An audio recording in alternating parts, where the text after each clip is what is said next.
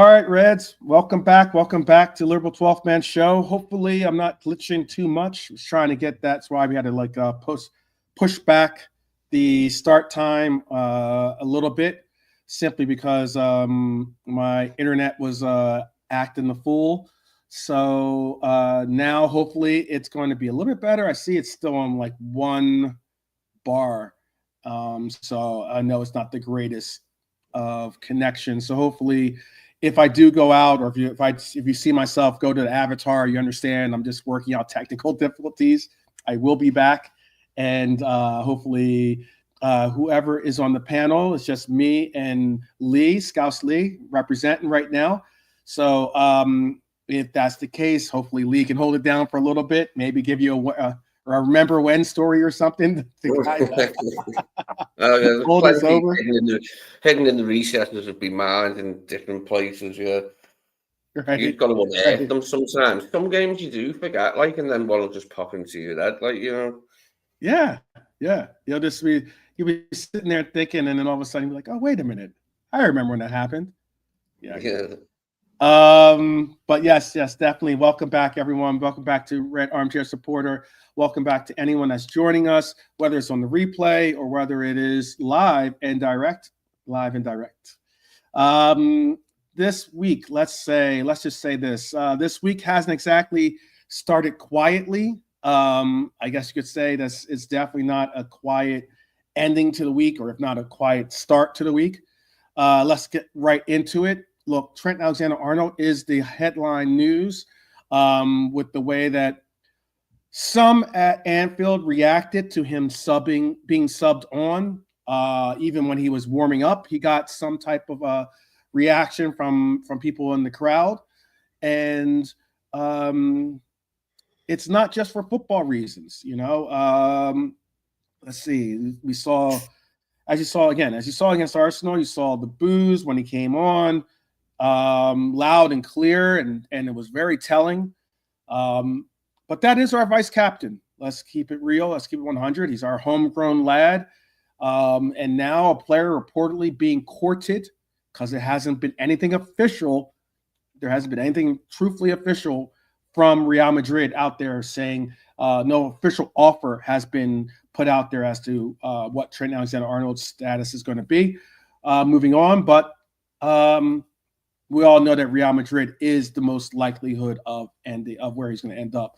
Sky Sports Sol Hikal claims that Madrid still haven't made a formal offer, as I just mentioned, but they want Trent involved in the new 32-team Club World Cup.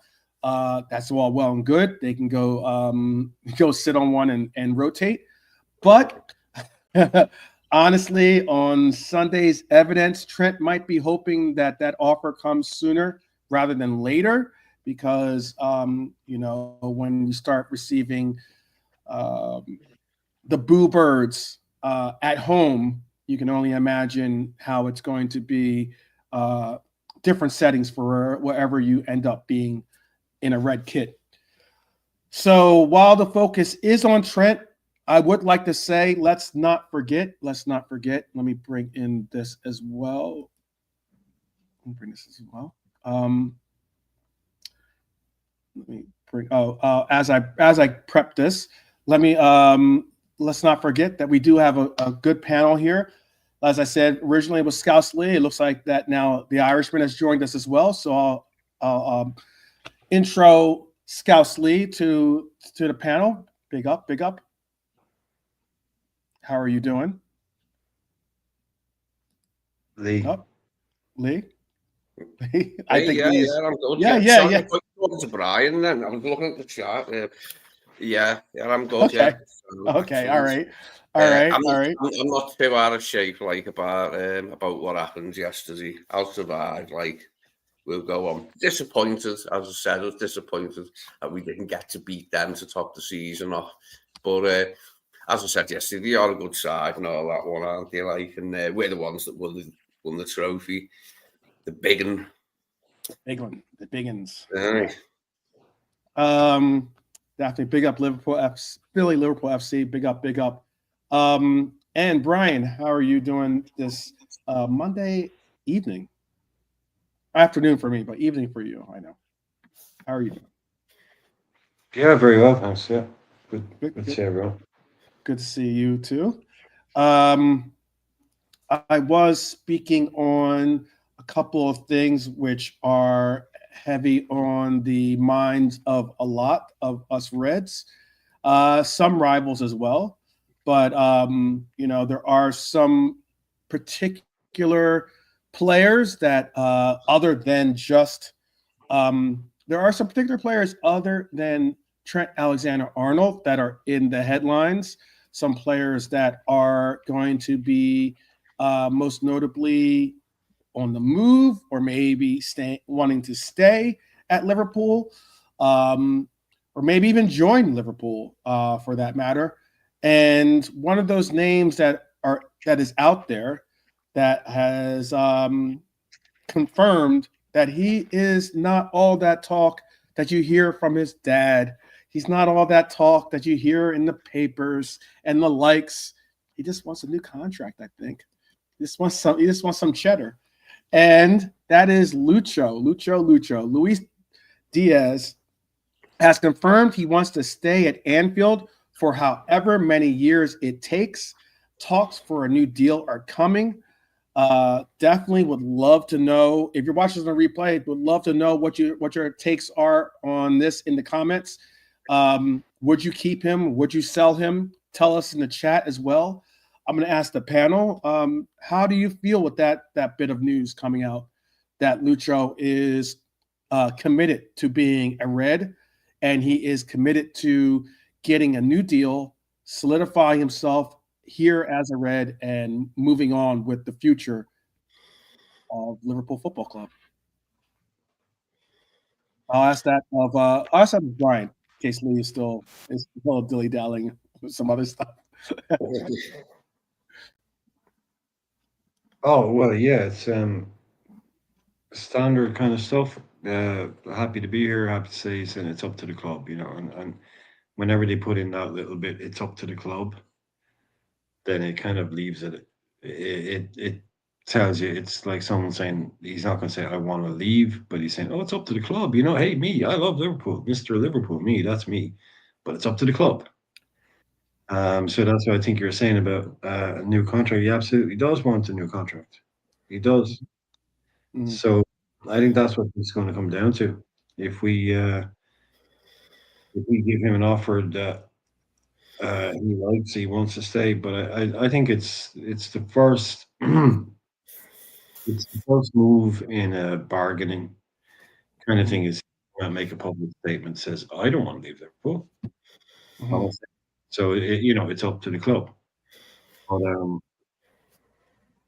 I don't really see him leaving this summer. I don't know about that. Whether he gets a brand new big 4-year deal, I don't know. Um, I think we might see his loyalty as much as there is any loyalty tested if he was to get a big offer from somewhere else. So I don't know. I just think it's sort of what they call an opening salvo in terms of the PR kind of. Of course, sorry. Of course, he wants to stay. We're the best club in England, one of the best clubs in the world. He won't want to leave, but I think he's out there saying when he says it's up to the club, I think he means he does want to sit down and negotiate a new deal. So that's what it's all going to be about, I think. Good thing with Lucho is he is only on a low deal, isn't he? So it shouldn't be too hard for them to sort it out with him. Hopefully, he won't, he won't be expecting too much, but he certainly deserves better money than he's on now. Ibu's got to have his contract sorted out. Well, this is what we hope: the return of Edwards and the arrival of Hughes, them in tandem, or whoever the fuck it is, who's chiefly responsible, can sort out the contracts that we've got now that are coming to their end, so we don't have another situation like we had this season with 3 of our top players out of contract and us not knowing until the last few games of the season whether they will be staying or not, any of them. We don't want this again, so let's try and have our contracts sorted out. I mean, to be honest, I'm focused on the transfers soon, but that as well, you know what I mean? It's a big ask to get everything right, but hopefully we can get all these things tidied up over the coming couple of seasons, like bring in the right players, tie down the right players, and be a real force under Arnie every season in the league, be a contender every season. Yeah, he would definitely have a big part in saying whether we do or whether we don't. I think personally, that's at least my opinion. But he is certainly a player that I think is deserving of a new contract and one that quite possibly might get one. So I guess we're going to have to wait and see. Well.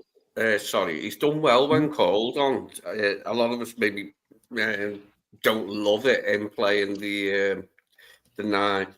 But, I mean, that's just the way it's gone this season. And, you look at recently, even with Jota fit, got a fully fit Jota and Darwin, picks Lucho.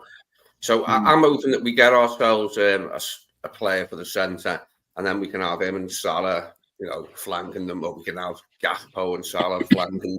We'll have some nice combinations then, hopefully, because he is a dangerous player. I do like him. He stretches other teams, like he keeps them on their toes. Defenders don't like playing against them.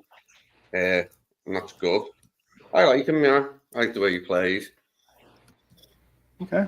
He could get better, hopefully. He could do better. Well, I put it that way. He could do better sometimes, like with his final ball. Could get his head up sooner sometimes, like. But, maybe he'll get better at that, like, in coming seasons. But I can't see him leaving. Like, I'd be really surprised if he left anywhere. Okay. I don't know what that is in the chat, but all right. I don't know what that is. But all right, I guess it's an inside joke. But all right. It's 1 minute, mate. That's normal. That as All right. Well, other than Lucho being in the headlines, another name that's also in the headlines is a friend of his, a good friend of his actually, a South American as well, and that would be Mr. Nunez himself. Yes, yet again, he is in the headlines for the fact that there is talks of a bidding war this summer for his services. Why it can be confidently seen as a bidding war is because Saudi clubs are ready to pounce. Darwin Nunez was apparently very, very close to leaving the team in January to go and be with or go and join a Saudi club, make probably a pretty hefty paycheck over there. But the club chose elsewise to do so, rejecting a lucrative offer apparently that was on the table. But now some reports say Darwin is quote unquote happy to go. We'll see so far. I mean, I know that I've given my opinion on some of this current coach's treatment of players. In my opinion, hasn't necessarily been the greatest in my opinion, but that's just my opinion. So we'll see if Darwin does make a move. Why it also is going to possibly be a bidding war, because there's more than one reported team in Saudi Arabia that is looking to secure his talents. And you also have to factor in the fact that not only is he open to a move to Saudi Arabia, even if he did want to stay in Europe or wanted to stay at a club, at another club, maybe even in England, they would have to contend against a pretty sizable offer that I'm sure will be made and keep everyone very, very close to the number that we actually paid for him in the end. I'm sure Edwards will be working. Edwards and the crew, or I should say Hughes, and the likes will all be working towards configuring that up. There was also some talk. Let me see if I can. I don't have a. Oh wait, I do have a picture I can share with you. There were some talks about this as well, because our captain weighed into the conversation about this individual. Van Dijk, our captain, Virgil van Dijk, spoke up for Trent, saying he has to deal with the boos, simple said, but admitted he is gutted and that he can't blame him. It must be hard watching a close teammate take that kind of heat at Anfield. It also was shown by Dominic Szoboszlai, who was a very close friend of Trent Alexander-Arnold as well. You could see him on the pitch kind of like, questioning why some of the crowd, some of the cop were apparently booing Trent Alexander-Arnold. Virgil went on to talk in their interview about how in the interview he believes that our gaffer gave possibly the best assessment of the circumstances by saying that it's not their place to tell us how to respond or react to to seeing a player that was a beloved player. You know what? Somewhat call it quits. Say that it's time to move the story on to another chapter.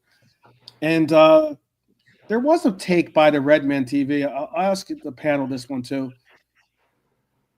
There was a take by Redman TV that said that Arne Slot. Let me double check and make sure. Let me pull up and make sure I have the direct quote. But it was basically that Arne Slot didn't make the right choice in bringing in Trent Alexander-Arnold. In essence, they were just basically saying how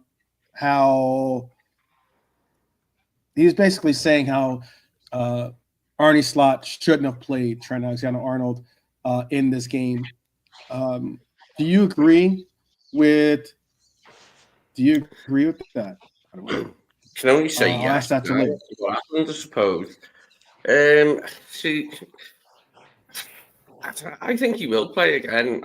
I don't see like that will put Arnie off using him at all, but I think it will be very limited. I think the long and short of it yesterday, it was Connor's first start in ages. He had not started the game in ages, but I didn't think he'd take him off after half an hour. But again, it didn't matter whether it's to come on for like 90 seconds, like something like it was when he come on that the booing. So it doesn't really matter at the end of the day. I just didn't think. I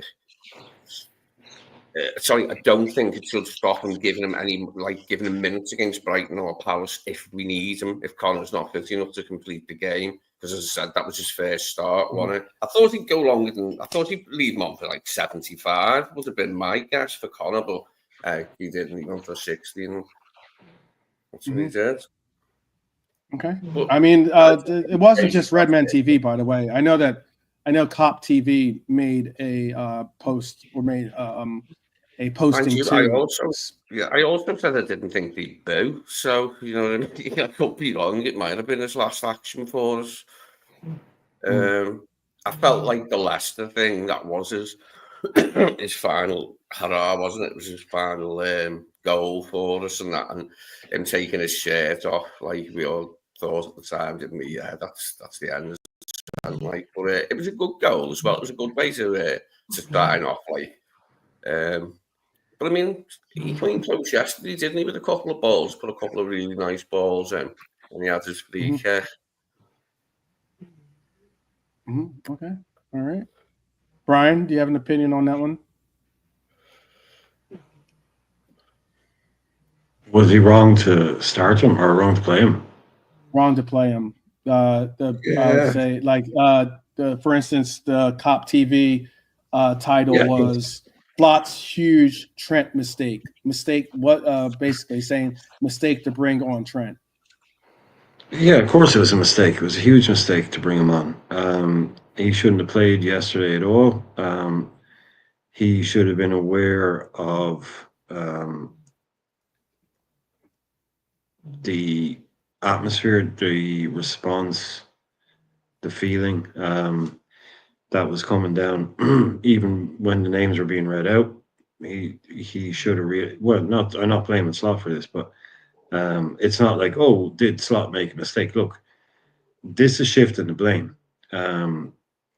Slot has played a player who decided to walk away from our club, who has decided to leave Liverpool Football Club, who has decided that his future is better off somewhere else. He's a player who's decided not to sign a new contract. He's a player who has decided to leave us without a transfer fee.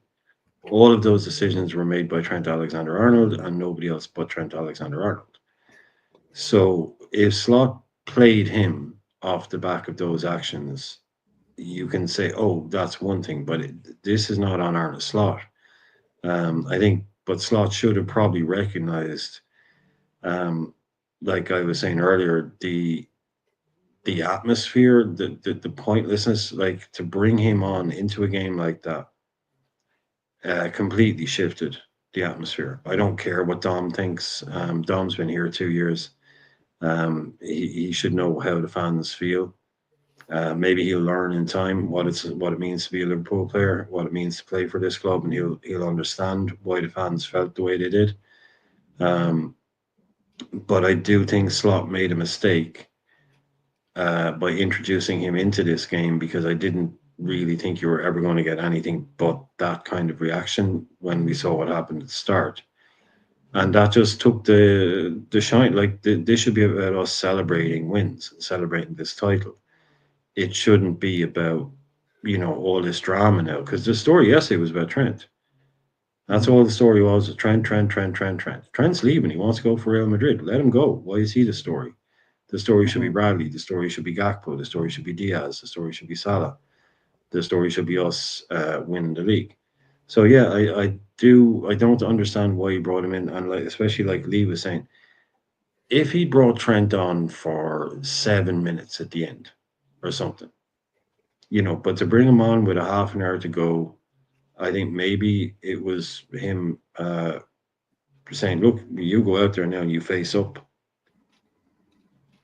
But it spoiled the atmosphere. I think it 100% spoiled the atmosphere, and there was no need for it. But I'm not going to kill Slot for that. It's not about what Slot did wrong. It's just about the player probably. I mean, what's the point? He's We've won the league. He's leaving, and he's going to Real Madrid. What is the point in him playing? If it's just going to bring negativity and booing and stuff like that, what on earth is the point in bringing him on? Just to introduce that bad atmosphere? And like I was saying, I didn't get to see the second half, but people were saying it shifted. The second half was like a completely different game. So yeah, I wouldn't. If I was a manager, I would have brought on, I don't know, Kwanzaa or something. I don't know. I wouldn't have brought him on. No, I didn't. It did nobody any favors. Now you've got a load of people slagging off Liverpool fans today because they booed Trent. You've got Trent, who probably feels like shit. You've got a couple of players that are like, "Oh, didn't see that coming," and they're not very happy. But again, like this is our ground. These are our fans. So yeah, I just don't see what was to be gained. I don't see what was in any way gained from bringing him on. It's only added a bit of I don't know, lemon to it. It's only soured it a tiny bit. Really, it achieved absolutely nothing. Yeah, I mean, because I did a show earlier on, and I was asking people, do you think if Slot had the time, do you think he'd do it again? Do you think he'd do it again? Do you think after having seen that, do you think he'd still bring him on? Because what did it achieve? It achieved absolutely nothing. We gained nothing, and it just made a big story for the papers, for Sky Sports, all of that. Yeah, I don't. Yeah, I'd agree with the people who said he shouldn't have been brought on completely. Just let him bite out his time, wave goodbye quietly, and make it about Bradley, make it about other people. So, yeah. Okay. Let's see what the chat is saying. Norm is saying, this is not fair on us fans. We have won the league and should be enjoying this. He has had this in the making for a long time. It cost us the game. Let's see. A shout out to Antoine. Big up, big up. Ant in the house. Big up, Ant. Let's see. Second game home, Brentford. He got subbed and sulked like a kid. Even then, he was trying to find a way out. Bernie saying Slot probably thought if he brought Kwanzaa on, it would have looked bad on Slot. All politics. If he didn't want to bring in Kwanzaa, he could have brought in Endo. Very few would have probably gotten.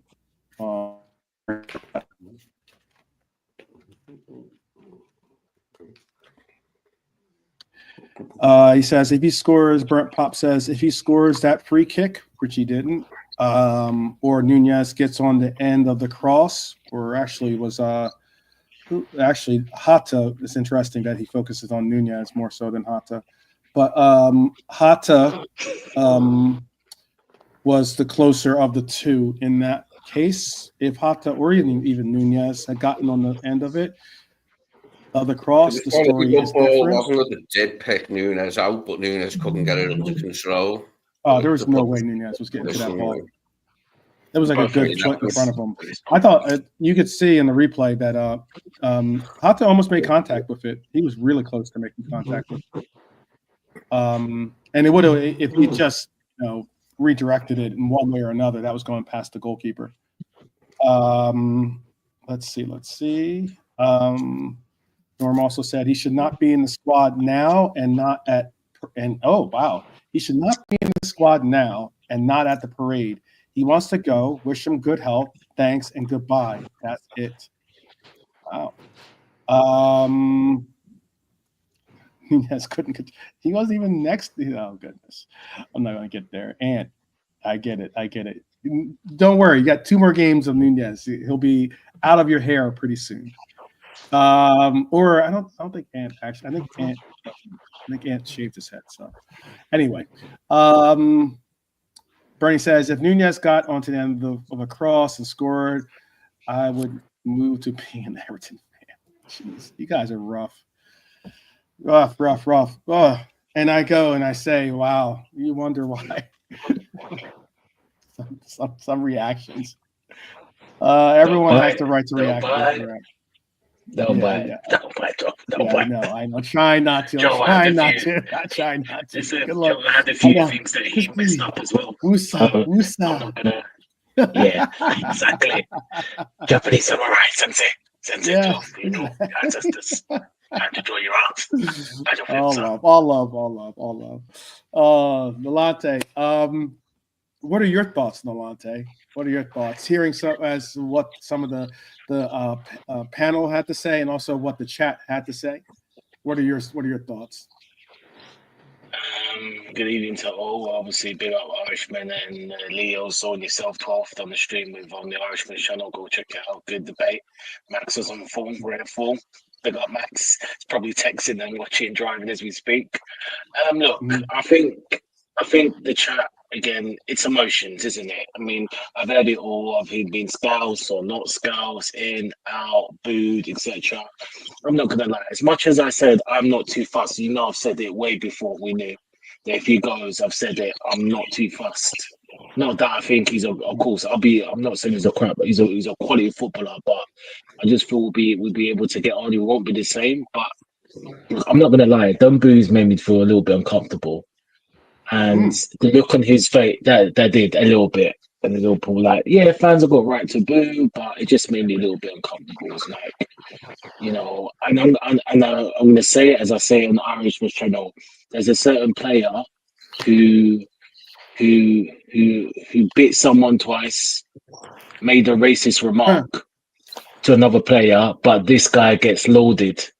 And you can say Trent or whatever, and then Trent is getting that. So what is and who the same guy engineered the move to go to Barcelona? But again, people love him off. Make it make sense. That's all I'm going to say to some of our fans. Now regarding him coming on slot, yeah, maybe he shouldn't come on. But I know Norm said, "Oh, but we can't use the excuse that Trent came on. It cost us the game." No. We again were lackadaisical. Again, we were clear, we were comfortable, and then again, it's like a little bit like Chelsea to a certain extent. We just kind of just let it slip. We just kind of just the levels just went a bit down, and Arsenal came in the game, and that's it. And another day, obviously, Bradley, the first goal could have done a little bit better, closing down, but I think he's aware of the yellow card. But for PVD and Kanai, come on, you can't be letting Martinelli get ahead and head of that ball. Come on. I mean, obviously Trent came on, and you can tell he was. I mean, the Trent is not going to do it, but you can tell he's affected. You can tell. And obviously Trent came Mourinho on, which one of those things, goal. And we just kind of let it slip second half. I'm a little bit irritated. Like we could have just, let him come back like that. And then Trent came and look. He created the winner. So, as Pop says in the chat, but we can't we can't make the excuse that Trent came on, it changed it, he made us lose. No, we weren't playing weird. Our levels dipped before Trent came on, hence the subs were made, so there's got to be, again, like everything, there has to be context to everything. That's what I'll say.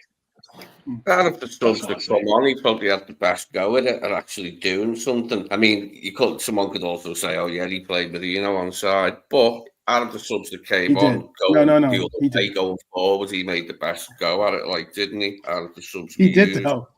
He did play him on. That's just the truth. He did play him on, but and it was sad because if he had just kept he wasn't keeping the line, as in. He was I don't know.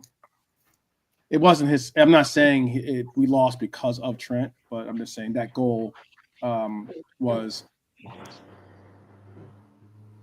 He had a part in that goal. That's all. Yeah. But yeah, it's a tough one. There's others that have said. I just saw that David Lynch said it as well. David Lynch, his assessment was. Let me get the exact quote from David Lynch, or at least the headline from David Lynch is because I rate David Lynch. He's a good reporter. Trent mistakes. Slot got it wrong with Trent. Like I said, there's been a lot of content creators, pundits out there, journos that basically said, yeah, Slot got it wrong by putting him in, and it's unfortunate. But there is some I would say some good. Let's shift to some let's shift to some good news, and that is for this young man right here. I'll shift it into a righteous place. Rio, the 70-year-old winger that wears red. Although he won't feature in our final games this season, most likely won't feature in the final games this season, he's been called up for England's under-17 squad at the Euros. Well done, young man. Well done. And definitely a bright light for us going forward as a potential, a major contributor, hopefully in one way or another to our club. Definitely a diamond and someone that we certainly look forward to seeing put the red kit on for us. Yes, keep him safe for sure. best of luck and keep him safe for sure. So I wanted to, if you noticed the actual thumbnail that I had out there, the thumbnail was of Mac Allister, and I saw actual. It was like there was a not a meme. It was like just a graphic that had some names on there for a potential next vice captain. Now, I don't think that we're going to be as bold to say to Trent, okay, since you're already announced your departure or your expected departure from the team, let's take that vice captaincy off your shoulders and hand it over to someone else right now. But in the summer, there will have to be that conversation. There will have to be a conversation that brings about a new vice captain, most likely, and I would say most likely, it's most assuredly by Virgil re-signing. It does mean that he will continue on as our skipper, but it does bring a question of who is the next vice captain. So let's play a little captain's council here, shall we? With Trent on his way out and Virgil, as I said, staying. The vice captaincy is up for grabs. Even possibly the potential next captain of this team could emerge in the next year, if not two, or this upcoming year, if not the next. I definitely think there's some viable candidates out there. I'll give you some of the main contenders, I think, that are on the block. I would definitely say Ali would be a name out there that possibly would be looked at to be a vice captain next year. We could even go as far as saying, obviously Ali's vocal. He's got a calm demeanor about him, very focused, a man of faith, one of the more consistent performers, pretty much always going to be on the pitch as long as he's healthy. But it does make a case where, sometimes you don't necessarily giving the captain's band to a goalkeeper isn't exactly looked at highly by everyone. Another candidate out there, someone that spoke on a couple of different players, I left a couple of clips by this particular player in our group chat, and that is Andy Robertson. Andrew has passion. He's experienced and obviously is a presence in the dressing room already. Could be someone that could become vice captain, was a part of that whole captains or that leadership group amongst them, him and Ali, as I spoke on earlier. A name that could be out there, a player that wants to be a captain, a player that's stepped up for his national team as well. And that could be Ibu. Konate could be a player that has growing influence, strong presence, future backbone could be, as long as we get him signed to a better deal, or a longer deal. He could be one. Obviously, Mohamed Salah could be one that you place the vice captain armband on too. He has been our talisman this year, a strong candidate. It's obviously Egyptian captain as well. And then, of course, as I said, by the thumbnail giving, possibly my showing my cards on the table, there is this individual himself, Mr. Alexis Mac Allister. He's my pick. Why? Because I'm giving it to Mac Allister because the vice captaincy now could be a strategic masterstroke. It's not just about leadership; it's about loyalty. To me, you could tie your midfield general, which he is, our midfield maestro, emotionally and maybe even structurally to the club. Mac is arguably our most complete player already. He's got the temperament. He's already been a captain for Brighton. He's got the tactical intelligence, work ethic. Giving him the armband as vice captain at least should send a clear message. This club is yours for the next era. What do you think? Tell me, who's your choice for vice captain or even future captain of this team now that we, won't be entertaining the former or the soon-to-be former Scouser, or always a Scouser, but former Liverpool player in the team, in Trent Alexander-Arnold. I'll ask that Nolante. I'll start off with you and then go Brian and then go to Lee. What is your ideas for our future vice captain? The one, the only, Darwin Núñez. Yeah, there you go. There you go. If Darwin Díaz became vice captain, that would be hilarious. That would be hilarious. I've never been a huge fan of forwards as captains. So by extension, that means that I'm not a huge fan of them as vice captains either. When I was a kid, tended to be centre halves mainly, but a lot of midfielders too. Centre halves and midfielders, but usually in the top division, it was like a centre half as the captain of most clubs. Out of 20 clubs or 22 as it was in them days, it'd be like fucking 18 centre halves, at least.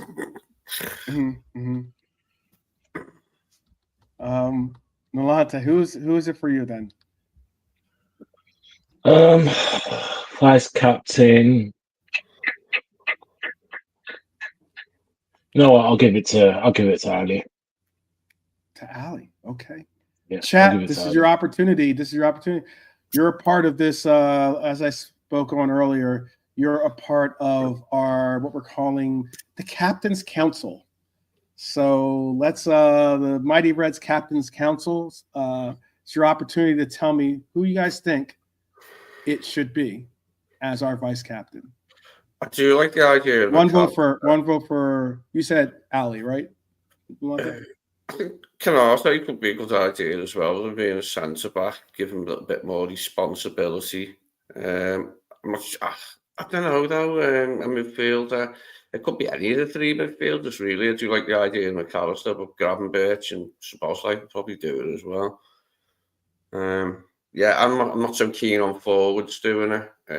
Captaincy or vice captaincy, they're old fashioned that way. I mean, it can be done to great effect. There's been loads of great captains that were forwards, but it's not my preference. Okay, so who is your choice then?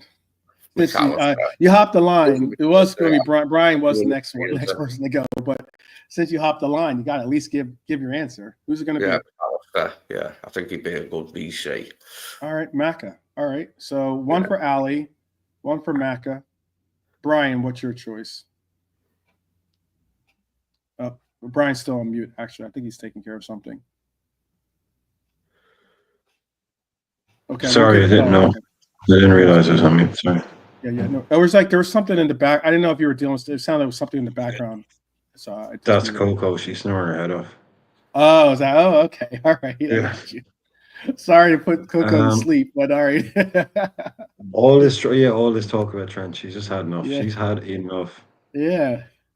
Yeah, she's taken off her Trent jersey and she's put on a. Oh, let me see actually, because that'll be the reveal. Who she thinks should be vice captain. Yeah. Coco, stop. To me, yeah, I never felt Trent as a captain or vice captain. You mean talisman, brilliant player, but not someone just like, I mean, you look at a team and you see captains, rarely the best player. Very rarely is it the best player, but it's just the most vocal player, the player that has the most kind of leadership, natural leadership, you see them marching around the pitch. You see the way they go up. Beltman. Trent is that quiet guy. We know he's a quiet guy. He kind of does things kind of on his own settings, on his own wavelength kind of thing. I just never saw him as that guy that was going to be standing up. No, I could be completely wrong.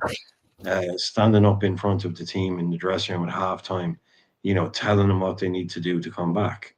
So I always thought that was a bit of a thing, maybe to try and get him to stay as opposed to something. So nothing against him at all. It's like you can't be everything, and Trent is a lot of things. But his natural personality didn't seem to me to be. Now he may have come out of his shell or something, but I just thought that was an odd choice. I just thought that was a very odd choice as vice captain. So Robbo, I don't know. Robbo can do it. Ali can do it. But if you're going to talk about handing it over to somebody with more of an eye on the next step, or we're moving on from here to Robbo, will be a bit of a sideways move. I think Robbo is as respected as he's ever going to be. He could put on an armband. He could put on 3 armbands. He's massively, massively respected in that squad. His voice counts in the dressing room. What he does on the pitch counts. So yeah, I give it to Mac Allister. I think Mac Allister is more of a new era. He's captain. I'm pretty sure he's captain Argentina when Messi wasn't there. He plays almost every game. He plays right in the middle. So yeah, like Pops is saying, Robert doesn't need an armband. Some of them don't need one. They don't at all. But I think if you're going to say, look, we're moving on, we're moving past the this year and going into the new era. He has worn it for us. Yeah, of course. No, that's what he said. But I'm saying he doesn't need one. Need is the operative word in that sentence. He doesn't need one to lead. He's just a born leader. Robbo would be respected if he was wearing the number 8, the number 10, the captain's armband, whatever, even if he wasn't playing. So to me, Mac Allister would be the kind of more natural choice because he's going to be here for a while. He's on the pitch and he seems like a kind of a born leader. He looks like somebody you could speak to, a referee, maybe try and speak to. But just that kind of centre midfielder, that tough tackling centre midfielder. A lot of action, he's someone I could see. It's kind of ceremonial in a degree, but yeah, I would definitely go with Mac Allister. Robbo should probably have. Like you say, he's got to wear the armband a few times. But yeah, I've always said that about Robbo, that he doesn't need it. Like, he just needs anyway. That's just his chatting thing and his Robbo thing anyway, doesn't he, without an armband? But there are some players that you think, it might enhance them a bit, like having that extra bit of responsibility to be like second in command and, leading the team out when Virgil's rested. So, I think he could be a good one, yeah. But as I said, I think any of them 3 midfielders could probably have a shout for it. But I think, his temperament might be good for it. He might be, he might be able to. I don't know, would be good for him. Is what I'm saying. Yeah, he's good anyway. We've enjoyed him. He's been fucking brilliant this season at times, hasn't he? And long may that continue. I think this might help him. Yeah, getting the vice captaincy. Yeah, I think it'd be a good move. I think I would say that. I think that the way I was looking at it too, though, more so than not, is that I said it could be a real tactical masterstroke, strategic masterstroke. I think is a better word of putting it.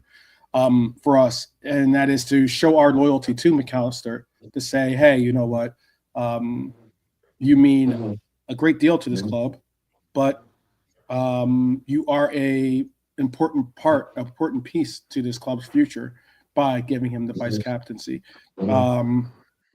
So I was thinking that giving him the captain's armband could possibly, and especially considering that we most likely would want to give that armband, that vice captain's armband, to a player that is going to transcend into being the next captain. We only have another 2 years. I know Virgil, maybe he gets another extension. Maybe he still has more to give. I don't know. But if that's not the case, and we do have to move on from Virgil in 2 years or the likes, who's going to be that next captain? Because that next vice captain most likely could be an heir apparent to becoming the next captain. And it certainly would be an easy way to basically get him involved in knowing what it takes. I'm trying to find also real quick the answer to his question. So, Alexis Mac Allister has 4 years on his contract, 3 after this year, actually. 3 after this year. He has a 4-year contract for $31.2 million. He signed in July of 2023. This contract ends in July of 2028. So technically, he would have 25, 26, 26, 27. Yeah, 3 more years after this one. And I do know what he's implying to. Pops is saying, careful. Real already took one vice captain. They were rumored to be sniffing around MAC 10 too. I get that, and I understand that.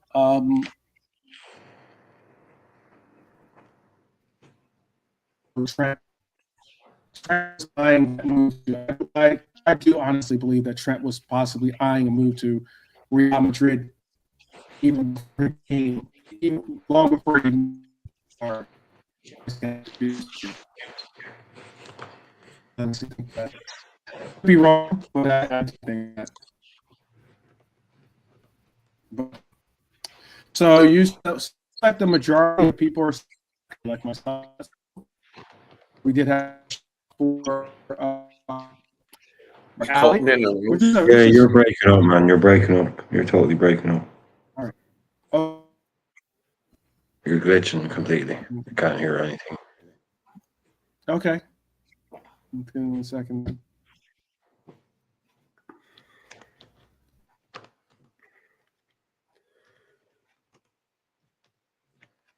Let me double.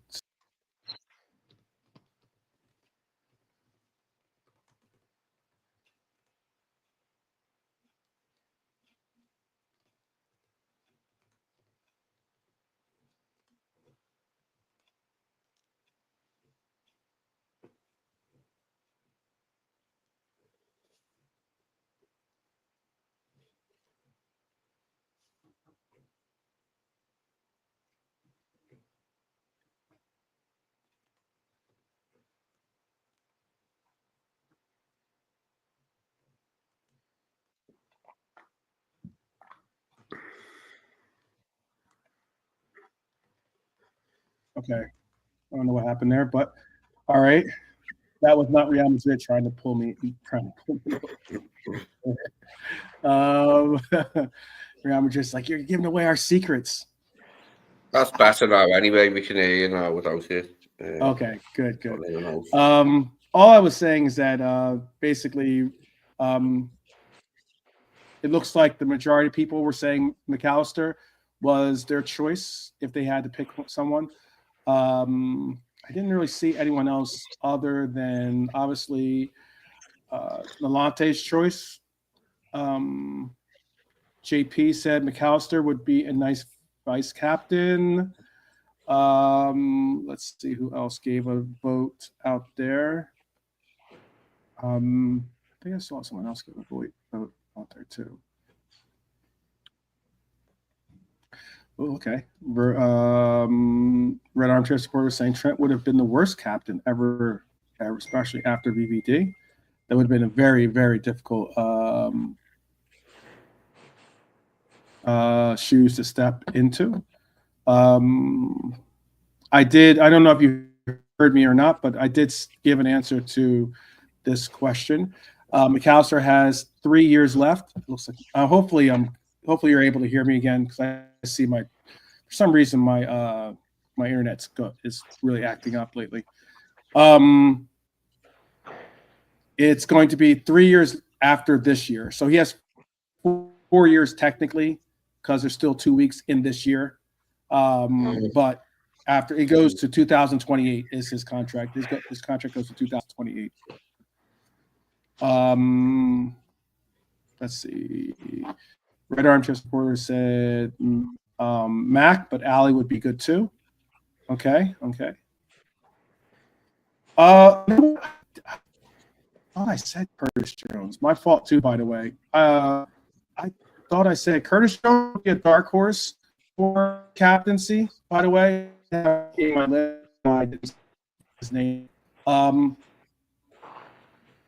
think that Curtis Jones, obviously an youth academy player, Scouser, obviously has been really, really starting to mature into a real valuable resource for the club. He could be someone that could be a shout as a vice captain. I don't know if I would pick Curtis Jones, only because there's no real,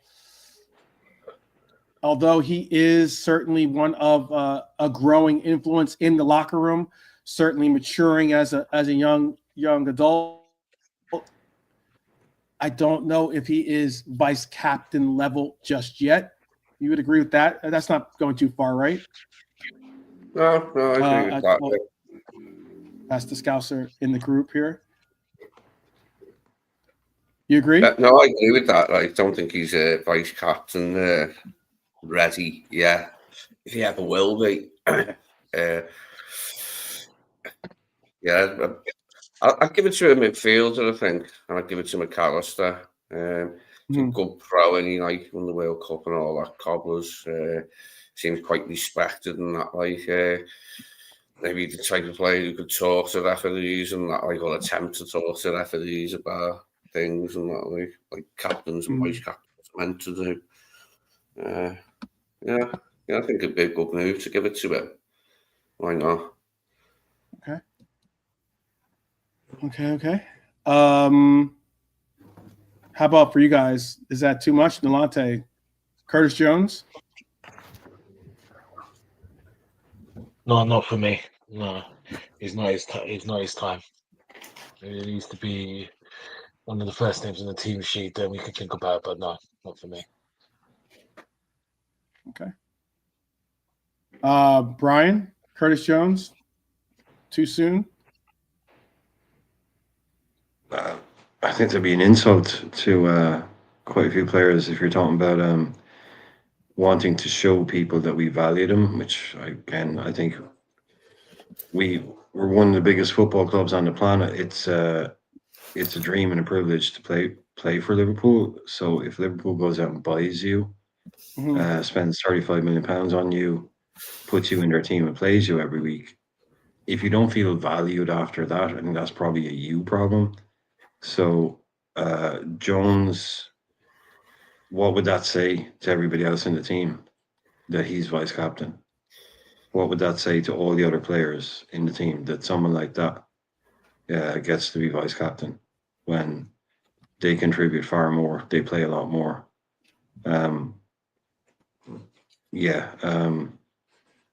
If it's, if you're good enough, you're scouse enough, we need to get away from this scouse thing. It's great to have them, but if they're not there, it's irrelevant to me. Maybe I'm wrong, but to me it's irrelevant. No, I'm not. As long as we win, players can be configured anywhere, right? Yeah, it's like, to me, like if you made Jones vice captain, he's not even going to be in the conversation. But yeah, look, it'll be moved on. It'll be a quiet kind of oh, did you find out such and such? I don't think there'll be a grand parade or announcement. It's just such and such got the armband, which would be cool. I just think, like Pops was saying, like we spoke about this, and it's to do with the question earlier on. I think this team already has, you said 5. I think you're probably right. And then even on occasion, maybe in 6 or 7, we've got 6 at least 5 or 6 players that regularly captain their international sides. Szoboszlai, Endo, Kanade, Robertson, even Bradley, I think, is captain now of Northern Ireland. Mo Salah. We have leaders all over the pitch. We really do, and we have now for a while. VBD, obviously. Mac Allister takes the armband on occasion for Argentina. We have leaders all over the pitch, all over that pitch. And some guys probably say, "Look, I don't need that armband stuff. I don't need that." You'd have to ask players as well. Of course, it's the honor to wear it, but that's more for us fans, I think, than players. I just think we've got, like I say, we've got a team chock full of natural born captains. Alisson, VVD, even Tsimikas is probably one of the top players for the Greek national side. So but if it's Trent will obviously lose it. Ali, VVD, or Ali, Mac, any of these guys, even Mo. Even Mo. I know, like, it's not great. You're saying typically it's not a forward player. I'm old school like that as well. I just always like a captain to be a centre half. But again, it has to be someone who's good enough. And if not that, then a Roy Keane, Steven Gerrard, centre mid type guy. That's your next port to call for me. But like you say, there's guys out there that would be natural born leaders. That's probably why we brought a lot of these guys in. You can count the non-centre half who were captains on one hand when I was a kid. Brian Robson was one of them for Man United. But all the others were centre halves, mate, for like every bloody team. David O'Leary for Arsenal, Steve Perryman for Tottenham. We had Phil Thompson when I was a kid. Then it was Souness, like after 82. But it was always centre halves, mate. It was just centre half after centre half, always. And they can see the whole of the game from the back of the pitch there, can't they? It makes sense. Excuse me. Well, it's good with midfielders as well. Like, it's good with midfielders too. Like, Milner did a good job as vice captain, didn't he? He was a good one to have as vice captain with Henderson. You used to see Henderson talking to the ref a lot, like, didn't you? And you see Virgil trying to talk to the ref, like, don't you? No, yeah. I know Pops asked about Macca's English. He is fluent in English. He does speak English, and you got to think, he was the captain of Brighton, so his English has to at least be, I would assume, strong enough for Brighton to have said, "You can be our captain." In England. Very good. I wish I had Spanish as good as that. Like, a short time in a Spanish speaking country, it was really good in English. I was trying to get this for. I do. If you're looking for me on Discord, just look under Liverpool 12th Man. I have that as my Discord. If you're looking for that, Philly. I don't really use Discord, but I have a Discord at least. I got to look more into how to use it, how to make the most of it. There was something I wanted to speak on, which I thought was kind of cool. News around, I guess it's like around the grounds, let's call it. Again, hopefully my internet holds it down for a second. Let me just get what I gotta say out. Around the grounds, news from the football world. Let's take a quick trip around the football world. Starting with, let me see if I don't know if I have a picture of him. I don't believe I do have a picture of him. But let's start with Shaqiri. Most of us do remember him. What a comeback story, you could say. The man's back at Basel, and he's just delivered them their first Swiss Super League title since 2017. Excellent. I really liked it, and yeah, I thought he was a cracking player. Like in little fits and starts, you could see why Klopp brought him here. The best thing he did was they were both deflected when we beat Man United, and Mourinho got the sack the next day. I enjoyed that because he really enjoyed them. Like even though they were deflected, both the goals, they were good shots anyway. They both took flicks, like, and Mourinho walked the next day. But I mean, think of all the great crosses and that, like he did. I mean, great crosses or balls, like just out from the back, like he's had such a wonder the left foot, didn't he? Mm-hmm. Just the fitness issue. But we got plenty out of him, like, didn't we? Considering that we just picked him up from Stoke on the cheap, we got plenty out of him, like the Champions League. Without him, that didn't happen, like, did it? Yeah. Look, Shaq finished the season with 18 goals and 20 assists. Let me repeat that. He finished the season in the Swiss Super League with 18 goals and 20 assists in 31 games. And then that weekend, or this past weekend, he scored a 9-minute hat trick as Basel smashed Lugano 5-2, and then had to wait for Servette to drop points, which they did. And then, boom, title confirmed. Shaq celebrated with fans in, I'm not even going to try this, Barfuser Splats. I hope I pronounced that right. I'll try my best on that one. He came out. I saw it was a cool little clip.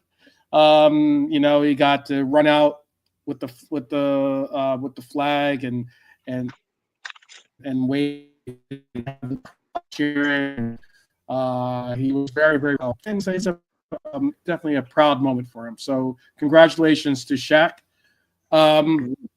Elsewhere, big up to Real Madrid with their big accomplishment. Oh wait, that's wrong. I read that wrong. That would be Barcelona. Barça.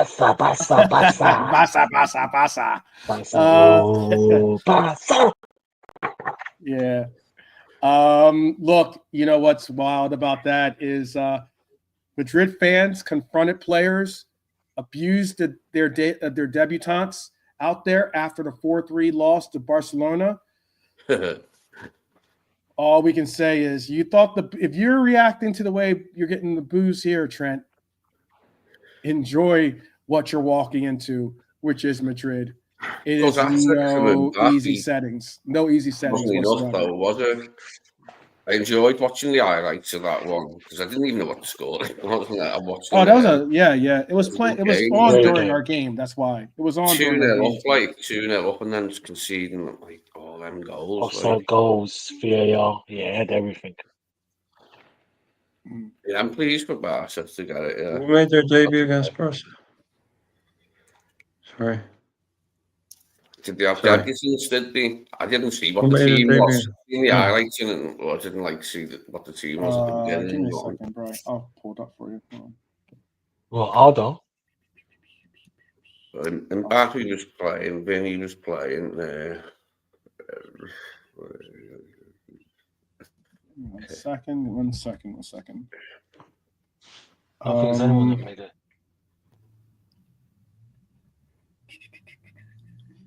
In the Clasico, maybe it's their first time playing in the Clasico. Give me 1 second, though. Barcelona. Gula is his first time in the Clasico now, isn't it? He's newish, isn't he? Who's new? Who's he bought? Let's see.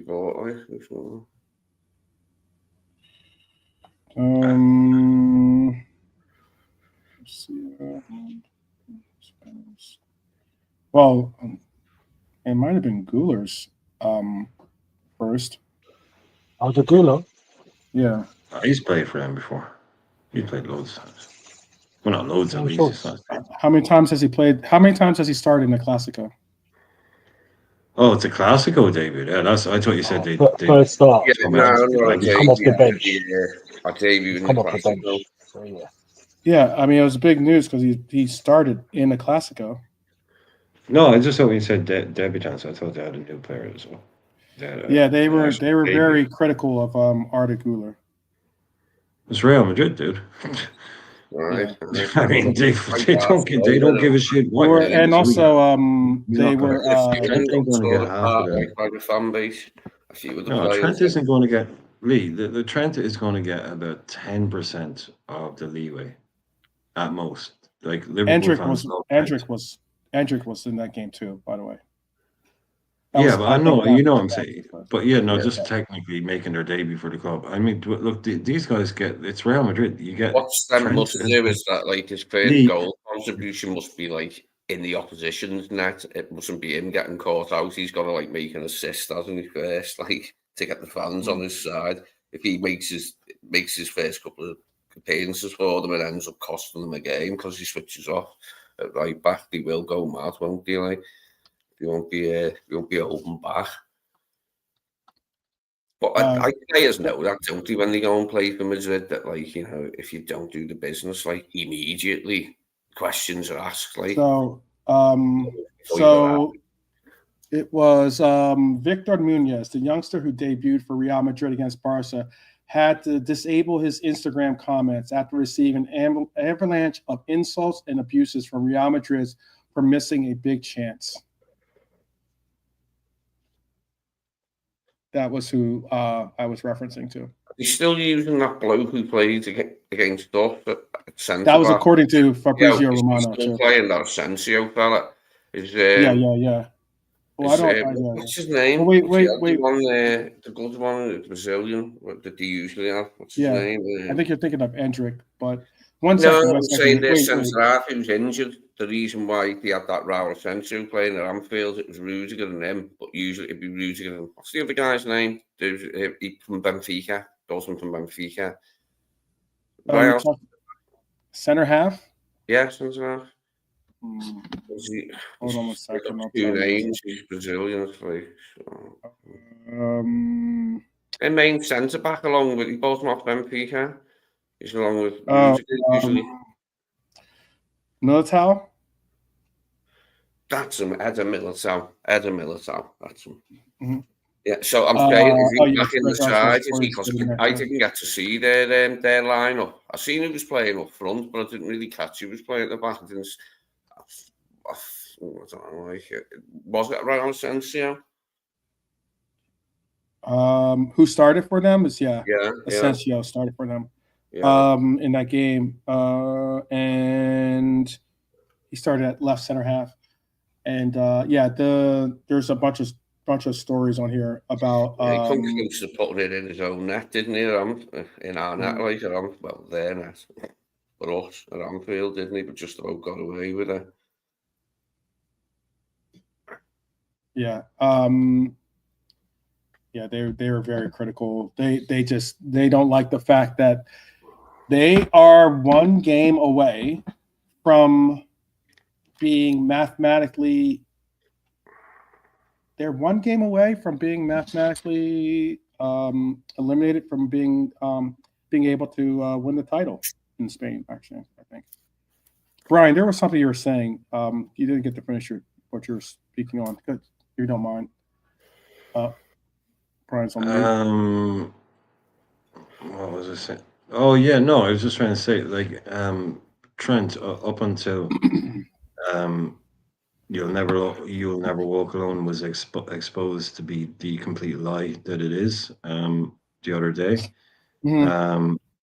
And the fallacy and the nonsense that it all is. Trent was given a level of support and a level of backing and a level of kind of protection from our fans in a way that he will never get in Madrid. He just won't get that. He's the Scouser. He's the local boy. Don't say anything bad about him. Don't criticize him. Don't say he's this, don't say he's that. He's brilliant. He's amazing. That's what he got from Liverpool fans. He will not get that from Madrid fans. They do not give a shit. No. Those fans don't give a shit who he is. They don't give a shit what his rep is. They don't care about his long passing. If they get to the World Cup final and he's playing in it and he gets done twice at the back post, or if he gets skinned by his winger, yeah, he's going to hear about it from those Real Madrid fans straight away. So, that's one thing he'll have to learn. Like, he's basically left his family, his home, his house, and he's gone somewhere else. So he will get a level of criticism that people think he's criticized in England. He won't get the backing. He won't get the backing. If he plays badly for them, they will throw him under the bus immediately. They don't give a shit who we are. You know, they're the most entitled, they're the most arrogant, and they're the most, entitled is the best word for it. Fans on the planet is Real Madrid. Yeah. So he will not get like a few bad performances. They will be on his back before anybody else will. They don't have to go online and defend somebody because they're the ones attacking them. Mm-hmm. You know, that club works on different settings, so Trent will find out pretty quickly that if he doesn't play very well in a few games, they'll turn on him. They will decide that he's not good enough. So yeah, he's got I hope it works out well for him there, but he will not get the level of protection because he's just some English right back. The Spain, they're not mad about English people, So he goes there. I get it. We get it. Yeah, we definitely get it. Yeah, so he's going to have to he's going to have to play well there. Mm-hmm. I mean, Alonso is a new. Everyone's talking now. Oh, Alonso played three at the back, and his wing backs went inside. Oh, he's going to be amazing for Trent. Let's find out. Because, like you said, the only thing that matters to them is beating Barcelona and winning the Champions League. That's the only thing that matters to that club. Mm-hmm. Everything else is just second best. It's basically second best. So you can be deadly for 28 games. You make a couple of mistakes in the Champions League and they get knocked out. That's all they're going to give a shit about. That is all they're going to give a shit about. So every facet of his game will be tested. Every facet. So I hope it works out well for him. I wish him good health and a good life and, success and all that. But he's jumping into he's gone into a cauldron there, basically. So if he wants to win, like he said, he wants to leave to win Ballon d'Ors. Off you go, mate. Good luck to you. Yeah, that's all I say. Good luck. I don't. Does anyone know? Does Trent speak Spanish? By the way, does anyone know? Oh, no hable. No hablo español. Yeah, I probably very little. Yeah, probably getting a few lessons. Only because you know why? Because well, let me get this thought out, and then Lee, you can jump right in. I was just going to say why I was bringing that up is because I know Gareth Bale, who, depending on which Real Madrid fan you actually approach and ask if he's a Real Madrid legend, a lot of times people will say maybe for his achievements on the pitch, maybe you would see him as such. But I think universally, I don't think he was really beloved by a lot of the club's fan base. A lot of them think that he didn't really have the commitment to Real Madrid. He sounded like he was more interested in golf than he was in football. But more so, the reason why I asked if Trent was able to speak Spanish is because Gareth Bale never learned Spanish. And a lot of the Real Madrid fans criticized him for not doing so. They took it as an insult for him to not at least try to learn the native tongue of Espanol or España, but to learn Espanol. Apparently to them, it showed a lack of respect to the club in general. So, but go ahead, Lee. You wanted to say something. What it was? Oh yeah, he's got Bellingham, hasn't he, over there for it if things go sour and he's feeling a bit down about not being in the side, or he's been getting sticky. He's got Bellingham like with him, hasn't he, to rely on and help him settle in and that like. But it will be tough. Like it's tough for any player in any position going there, isn't it? I don't know if the fact that you can pay any money for him will make it a bit easier, so they won't be going, "Oh, all the money we pay for him." I don't think it'll make a difference. He's just a new player coming in, isn't he? And he's got quite a reputation, so he probably will be under pressure, like regardless of him being free. You know, to be saying, "What's this guy got? Let's see what he's got. He's good. Let's see it." So it's going to be a baptism of fire for him, isn't it? Out there. I hope he does well. I hope he does okay anyway.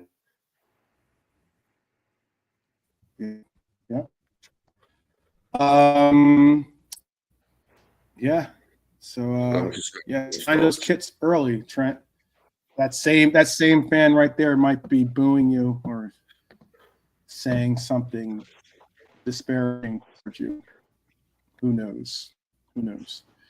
The next thing I did want to speak on is speaking of Real Madrid, Carlos Ancelotti is tipped to be taking over Brazil, the Brazil job later this month, and Xabi Alonso could replace him at Madrid. It's just other settings when it comes to Real Madrid. They're a very interesting organization when it comes to kind of headlines that they bring. But I will bring up this headline, which was an unfortunate headline, I would think, for some of the Forest contingent out there. Shout out to Wolfie, who had somewhat of a online villain / legend in his own right. But this was Marinakis, the Forest owner, was on the pitch arguing with Nuno after a 2-2 draw with Leicester. Now, I'm not sure if he was saying he was angry because he wasn't told Desmond was going to be making a sermon, but he was ticked. And you could see that he rather than be professional about it, I think, and that is, obviously he was. I heard that he was coming on to have to go with the ref. He was intent on having to go with the ref, and Nuno said, "Oh, don't bother." And then he got a bit aggro with Nuno. He got knocked, didn't he, Marinakis? Well, okay, you can tell us more about it in a second. I was just going to say, you can say what you want. You know, he didn't necessarily. It's not like he dressed up for the affair, but still the same. You know, as I speak in the white. It's a wrong part. Yeah, anyway. People in glass houses. Yeah, exactly. I don't know. I don't know what kind of shirt he's. You just can't see the signature on it. It has. It's not a white tee. It's anyway. Anyhow, It has stuff on the bottom of it. You just can't see it. That's why. Yeah, but I was saying this on my shirt. It's got my shirt's got embroidering, but it's the embroidering's at the bottom of the shirt. That's why. Yeah, no, I'm saying his one though. But that's what I was saying. Like that to me is the story in this. It's like it looked to me like he was in the stands and he was going to go down, and he was wearing something, and someone said, "You can't possibly go out there wearing that. Let me cover you up." And they went to the shop and said, "Give me a XXL white t-shirt. We're putting it on this guy," because he looked like he was a baby. I don't know what he was wearing.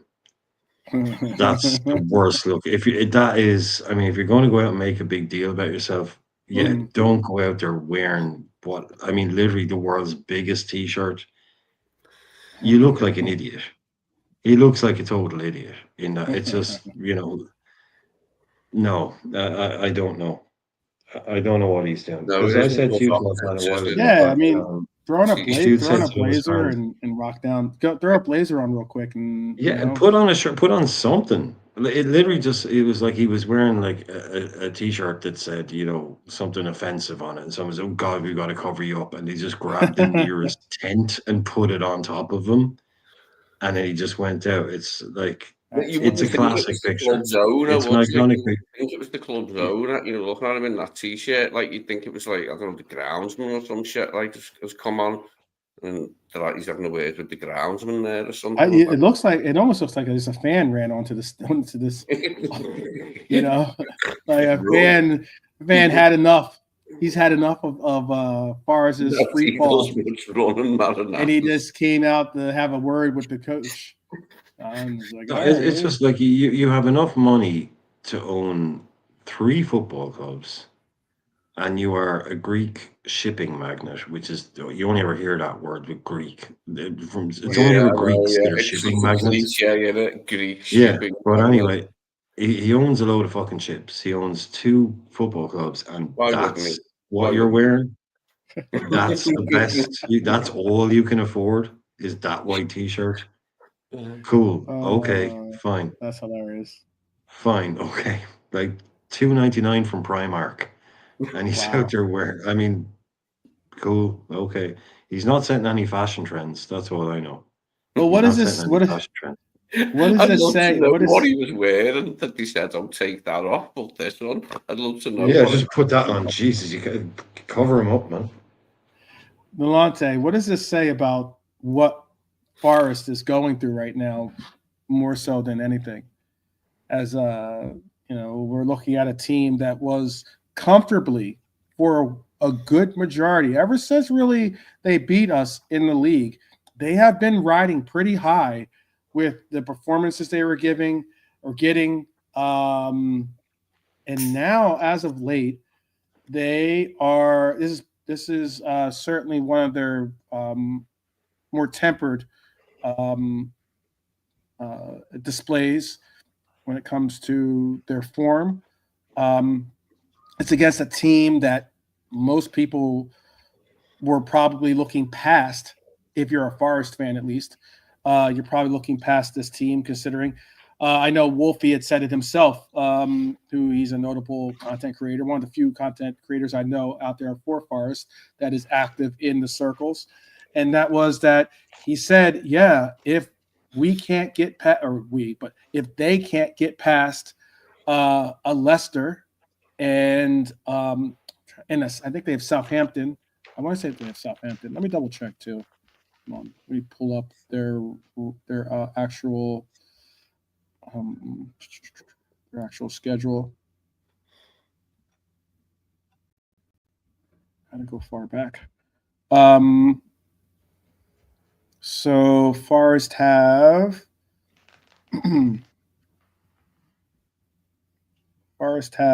West Ham. My fault. West Ham. So they have West Ham away. They have, thank you, by the way, Pops too. They have West Ham. They have Chelsea at the end of the season, but at home. And obviously they just had Leicester. But if you look at their form, and this is just an outside perspective, looking at their form, one would say it's not the best. I'd go as far as to say it's even worse than ours. And they've had, in the past 5 games, they're 2 draws, 2 losses, and 1 win. That's in the last 5 games. In the last 8 games, they're 2 wins, 4 losses, 2 draws. That's not good. Losing to Everton, losing to Villa, okay. Losing to Villa, okay. Everton, that's a tough one. Losing to Manchester City in the FA Cup. Having a loss at home against Brentford.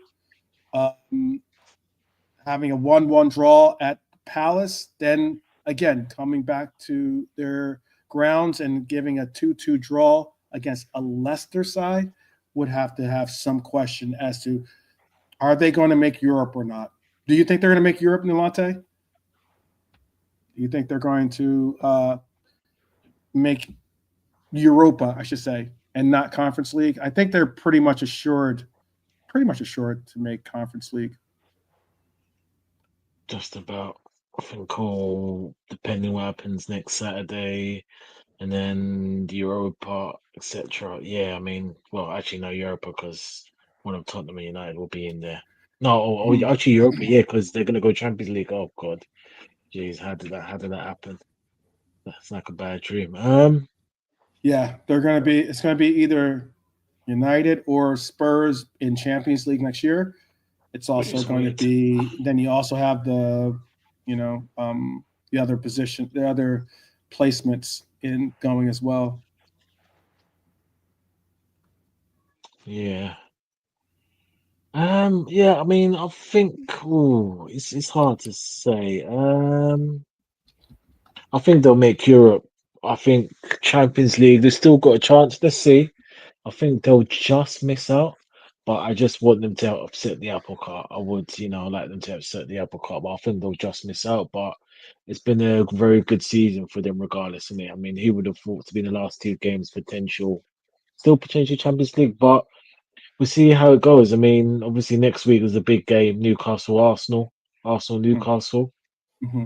See what happens. So we're there, and and then obviously they got to play Chelsea's the last game of the season. So yeah, I mean, who knows? I mean, the owner looks like he That's could huge. swallow Nuno in his mouth.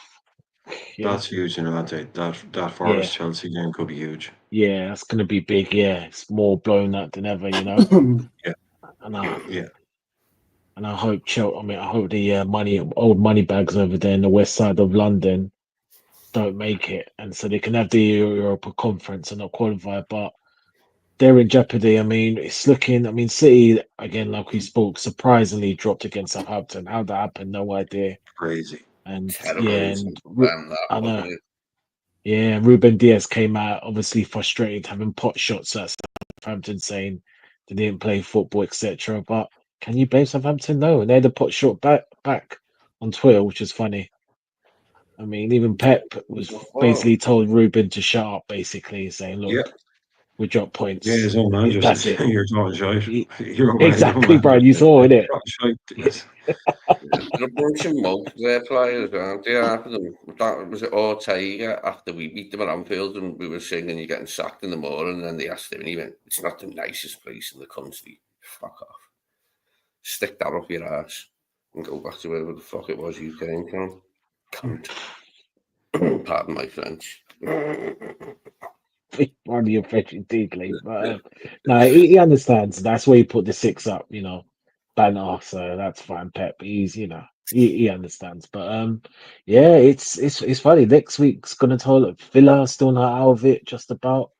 Who have Yeah, it's interesting still in it with 2 games to go. And like they're playing each other as well, aren't they? I like that Newcastle get to play Arsenal next, and I really hope they beat them and go above them. That'd be hilarious to see them deposed from second spot. And also, big up. You never walk alone. 66. Yeah, big up, lads. Just subbed. I'm new here. That's brilliant, man. It's always good to see new people come in. Cheers for the sub. It's good to see you, man. Get in the chat, get in the comments, and let us know what you think. But yeah, thanks. Cheers for the sub. Thanks for coming in. Yeah, the one City player will be glad so. to see the back of is Bernardo Silva. Can't fucking stand Bernardo Silva. Pardon my French again. Can't wait to see him bugger off. Depart. He's a little mess. The Premier League will have 6 teams eligible to play in Europe next year. The top 5 teams in the league, plus 1 team qualifying for the Europa League final. Specifically, the top 5 will qualify for the Champions League, and the winner of the Europa League final, either United or Spurs, will also join them. In addition, the FA Cup winner will qualify for the Europa League, and the League Cup winner qualifies for the Conference League. Yeah, so 6 teams. 6 teams. 6 teams will be going in. Yeah, I think that's way too. I Yeah. think that's way too much. But it is what it is, isn't it? It's the money bags, isn't it? UEFA, FIFA, all them people in it. Yeah, they've made it like this. Yeah, So, why we get the benefits of it here. I mean, see, the thing is, okay now, like, but I mean, from the point like where we need it, will it be available? Because you've got to keep the coefficients up, haven't you? To keep getting like an extra fifth place. And by the time it comes to the point where we'll just be money. in positions like that again, will it still be will it be happening at that point? But, yeah, I'm all right with it. Like, yeah, it's okay. I mean, we can't have any of them either as well, can we, in our group? Oh no, the group's gone. It's what even is the new rules about it? Can we have anyone can be in the group stage next year out of the other 5 that are going to be in it? We couldn't in the old way, could we? Yeah, I mean, I mean, me personally, I still prefer the old format, and I said this, so I'm not. This is no knee-jerk reaction. I prefer the old format. I don't like. I still Do not you remember when it not. was just 2? Yeah, it was 2, and then it went up to 3, then 4, now it's 5. Yeah, Even ever upwards, isn't it? Like, yeah, but like I said, mate, they don't care. Players it was burn out, heartbreaking and when we missed out. When we missed out in the late 90s a couple of times, that was big and heartbreaking. That it was great to finally get there under Julio in 2001 too. And went out to Leverkusen, didn't we? yeah, What are before we go too far down? I was going to say what I wanted to also bring up was shout out to Sheffield United, 3-0 over Bristol City in the Championship playoff stands. It's a big win. Yeah, so Who do you think is going to is the championship already pretty much set, do you think, as to who's going to be advancing in your minds? And are those 3 teams that are going to be possibly joining us in the Prem, are they capable of staying up? Who is it? I'll ask that Leeds are up. Okay. Well, Leeds is who are the coming other up as ones? well. Yes, they're definitely Burnley. Burnley. Burnley's coming up as well, right? And then the winner. The winner of the playoffs, correct? Yeah. So Sheffield United versus Sunderland or Coventry, whoever wins their second leg. Oh, come on, Coventry, right? Yeah, I'm kind of still that. And well, 12th, you were saying you want a bit more frank, yeah? Yeah. Oh, Only because no, Coventry's It that's might want JK's. That's JK's. Yeah, it's JK's. That's JK's stomping grounds. So old stomping grounds. So, and there's a U.S. men's national team player that plays on Coventry too. Haji Wright. Oh yeah. Oh shit. Oh okay. In the States. Okay, so you'd be rooting for the Sky Blues. Okay. Yeah. Only just because that's because it's JK, and maybe also because it has a U.S. men's national team player on it. As this wish them good luck in their efforts to lift the title there, or lift the trophy. Yeah. Tired of Burnley, Trudon says. Tired of Burnley. Yeah, I agree, Trudon. Do you think that Burnley 100%. Leeds and whatever other the teams end up making it? You could take your pick. Are any of those 3 teams capable of staying up? Leeds, yes. I think they're going to get money infested. Burnley, maybe, but I think they'll go back down. And now the other 3, and again, I'll say before they even come up, I'm not sure. I don't think any of the 3 of them will stay up. Whoever wins that playoff. Yeah, Sheffield United or Coventry, they could be. I mean, Coventry, that will get ugly. I think that Coventry, that would definitely get ugly. Sheffield United, I'm a Trudon, sick of Burnley. Would they be worse than Southampton, do you think? They'd go for it, yeah. Oh yeah, no, that Coventry team, if they came up, there's no money there at all. That bad, huh? Yeah, Sheffield United as well. Poor side. Even Leeds will have to push to stay up. But yeah, I'm with Trudon. I am just sick of the sight of Burnley in the Premier League. Yeah, I'm sorry, I just am. But yeah, Coventry would be difficult to watch for Coventry fans. I think they would probably, if they came up, they would go back down with one of the lowest. They'd be there with Southampton, Derby, and the other Sheffield United. It's kind of like terrible, terrible teams. It's harder. It's harder and harder and harder to come up now because you look at like who's down there now, 15th and 16th. Man United and Tottenham. Bournemouth, Fulham, these kind of teams. You're not going to overtake them as a Coventry or a Sheffield United. And then you come up and you spend massively. You're going to end up with a bunch of mercenaries. You really, really hard now to come up and buy good players. Leeds is like no, not saying like Leeds is one club that to me is big enough. They should be a Premier League team as far as I'm concerned. Leeds, they shouldn't ever be like there should be no Bournemouth or Fulham. Leeds should be in the Premier League.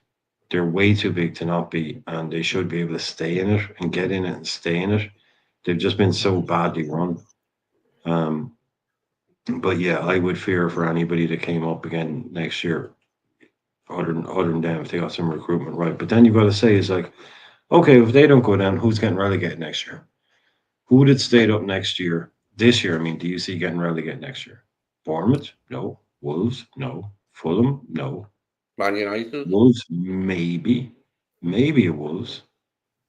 So you've got to overtake these teams now that are massive because every time the three come up and go back down, the ones that stay up get stronger and stronger.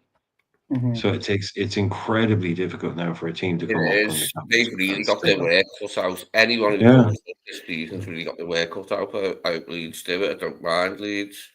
We had a decent relationship with their fans years ago. And but the other ones, they'll find it really hard to stay up. I mean, Leeds will find it hard to stay up, I think. Okay. And they're going to be, the best of the bunch, aren't they? Possibly. Well, they're the biggest club. I mean, they're by far the biggest club. They're a bigger club than Bournemouth, Brighton, Fulham. They're a huge club. So they would be the come one close to winning against Bayern Munich in 75. Yeah, just 40 years ago, 50 years ago. No, they're the one club that has a chance to get it right. If they were to kind of come up and they could stay up, they wouldn't just be a one-off. It's always amazed me how Leeds are just so shit. It's a huge city. It's an absolutely massive city. Well, by English standards, it's a huge city. They're a one club team or one city team. Lots of history, all of that. They just need to get it right and they'll stay up. Whereas the Sheffield Uniteds and the Burnleys and the Coventrys and they're yo-yo clubs for me. Yeah. And Leeds is so much bigger than some of the clubs that are in the Premier League right now, and have been for a while. Leeds are a huge club, in terms of some of the great sides that they've had. It's not been for a long time since they've been successful, but they were a really, really good side in the 60s and 70s. They didn't win a huge amount, but they won enough. You know what I mean? They were a good side consistently for quite a long time. Yeah, look, lads, look, let's just be honest. The only reason we want Leeds to do well is because they're the only club and the only fan base on the planet that hate Manchester United more than we do. Yeah. They absolutely despise Man United. They live to hate Man United.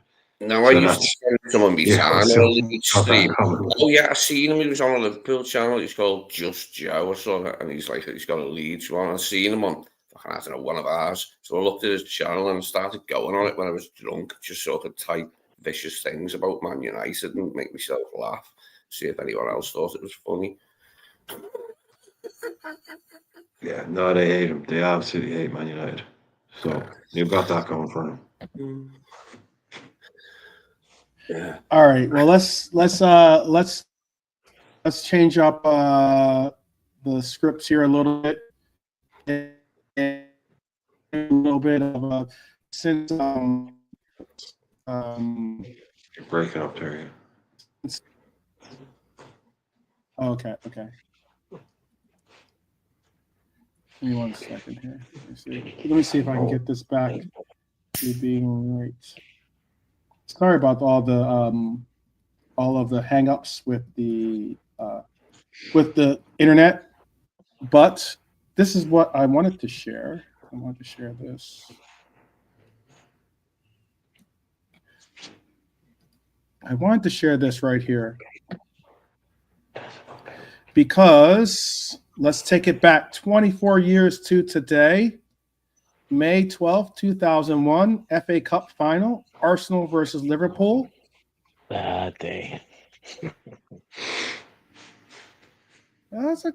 Yeah, but it is a bad day if you're a Arsenal fan, because Bloomberg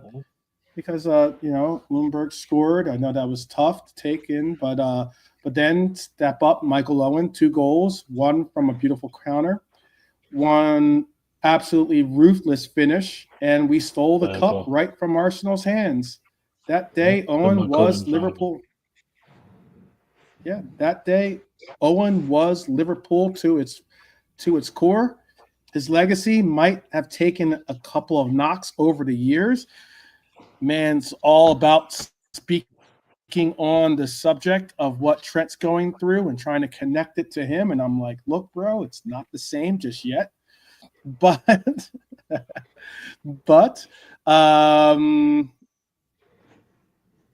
yes, no one can take that moment away from Michael Owen, nor can they take it away from us. The Reds obviously lifted the FA Cup, and what a memory. If you guys want to speak on the game or what your thoughts or what your memories of the game were, maybe share with some of those that might not have been following the team during those years. You maybe want to even comment on the orange kits. Yeah, I thought those kits were good. Thought the kits looked good that day. I'm trying to remember exactly where it was for. It was probably in my mum's, I think, years ago, like in 2001 in May. Yeah, must have watched it there. I can't remember though. Like I can remember being overjoyed and all that. Like, but yeah, probably where it was. Good game though. 24 years already. Yeah, long old time.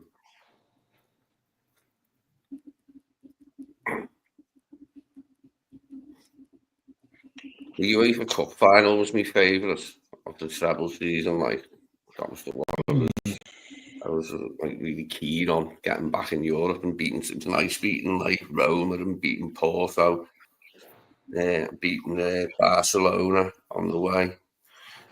It was a good run. That it's good to be back in Europe, like, and be a good team in Europe again for the first time since like we've been back in Europe.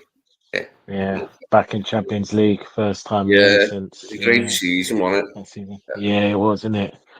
Kind of shows back in there, just winning and regardless. And I like the new name in the chat, Norm, aka Emu.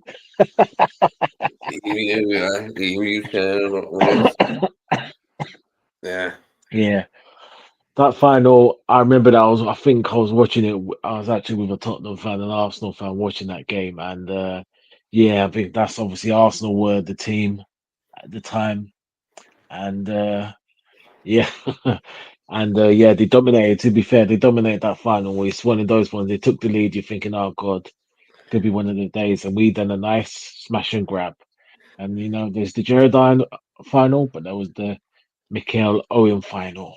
And yes, it was. I remember earlier in that season we played away at Arsenal, and I think we got beat by it was Lauren who scored the winner. Actually, I was in the pub for that, like, because I used to live down south somewhere. Then at the beginning of the season, and I come home around Christmas.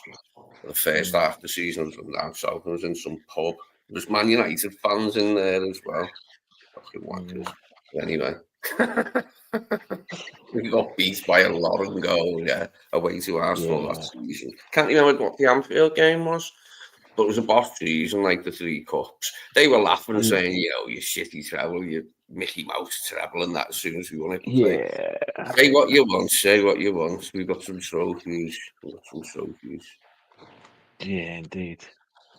Right. They were made up with the FA Cup last year, weren't they? They were chucked with the FA Cup last year.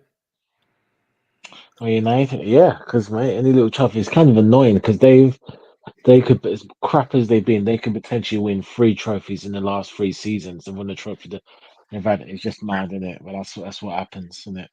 Yeah, as shit as the 90s were, we still won the league, the FA Cup and the League Cup in the 90s. Yeah. That's all we won one of each, like, but, because, like, the way some of their fans went on, like, especially some of their celebrity fans that used to be on telly. Yeah. At the time, it was hard to bear sometimes, like, it was just comedian Paul Tonkinson, and, like, he used to be on, like, MTV and shit. He was, like, he was a Man United fan, but he was saying, he was going on about, like, because they just won the treble and that, and he was going, what about Liverpool in the 90s? He went, all he won is, like, a little fizzy Coca-Cola cup, the fizzy Coca-Cola cup. It's like, hang on, mate, we won the league, like, and the FA Cup as well in the 90s. So you're missing 2 things out there, saying that we only won the Coca-Cola cup in the 90s. Get off MTV and shut up. Ugly spud. Not even funny anyway. He was doing the Scouse accent. He went, I've got a Scouse, mate. And he went, I can't even be arsed with this joke. It wasn't even funny. Alan Davis gone for Arsenal when he went on there, Room 101 for the City of Liverpool in Room 101. He said, I don't like Scousers. We're on this sort of Scouse thing and that. And he's a big Arsenal fan, right? And then Anne Robinson went on Room 101 years later, and she's actually from close to here, Anne Robinson. And she's a Scouser, like, and she picked Wales and put Wales in to get Alan Davies back. It was clear that she did it for that reason. Like, she put Wales in and, like, was going, oh, why? And she going, oh, them hats that they wear and that. Like, she was going, I'm Irish, like, you know what I mean? And blah, blah, blah. I started going on about being Irish and that, like, but, it was funny that she threw Wales in Room 101 as revenge for Alan Davies, but the City of Liverpool. Those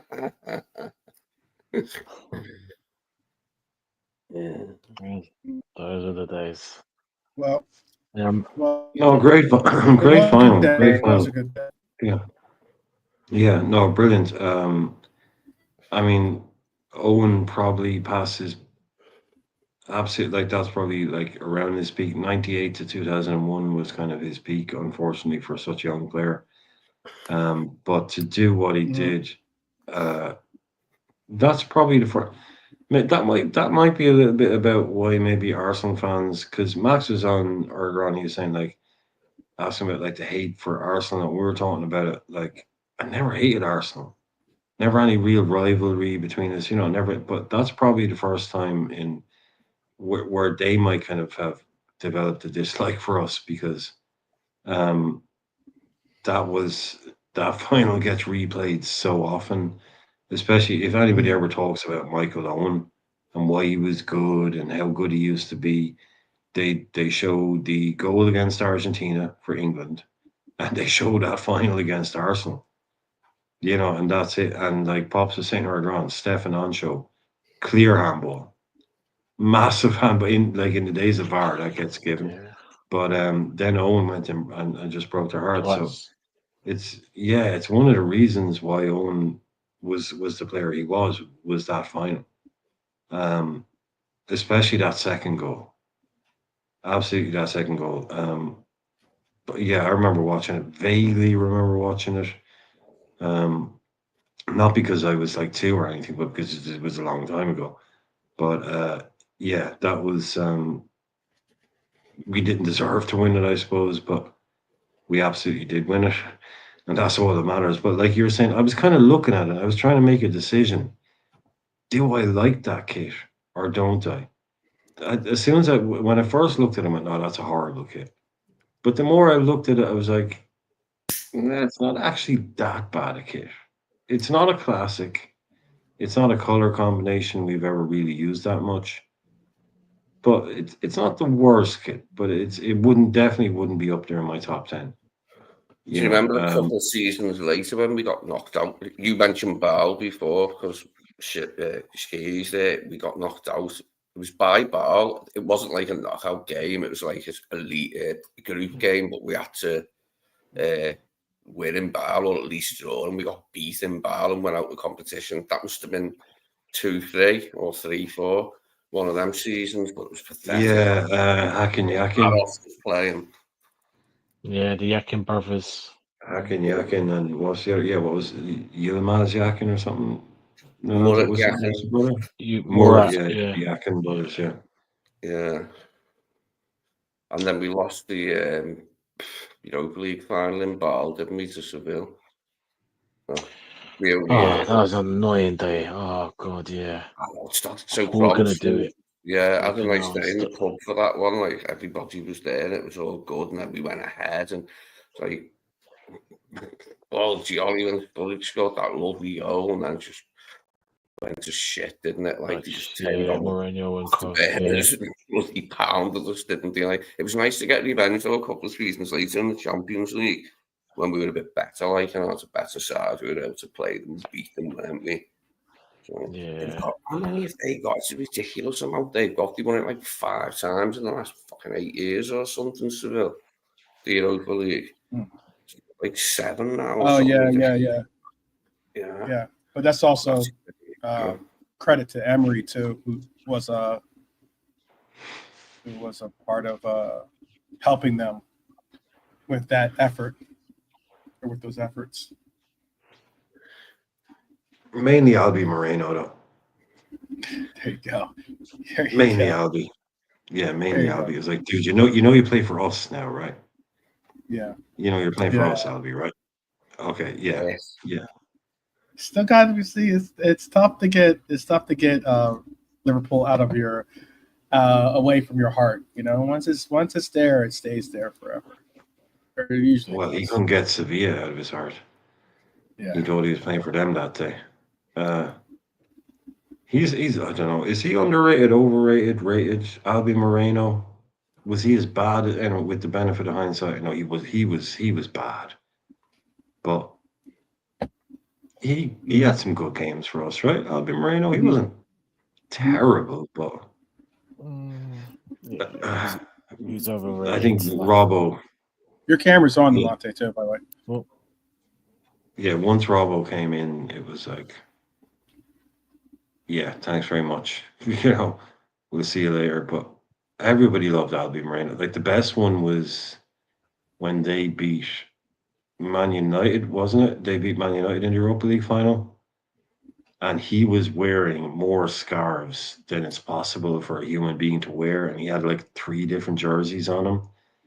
But he had, was it a Liverpool scarf he had?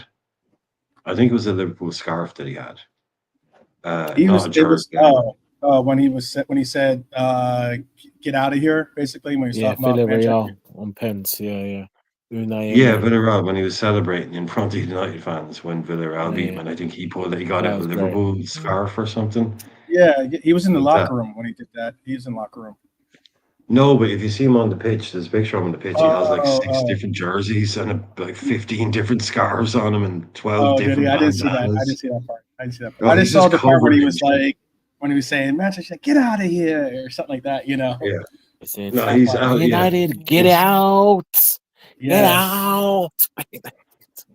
Yeah. Right. No, he's a great character. Definitely Moreno, but not the left back we needed. A great attacker. A good attacking left back, but yeah, Jesus Christ, he had no concentration.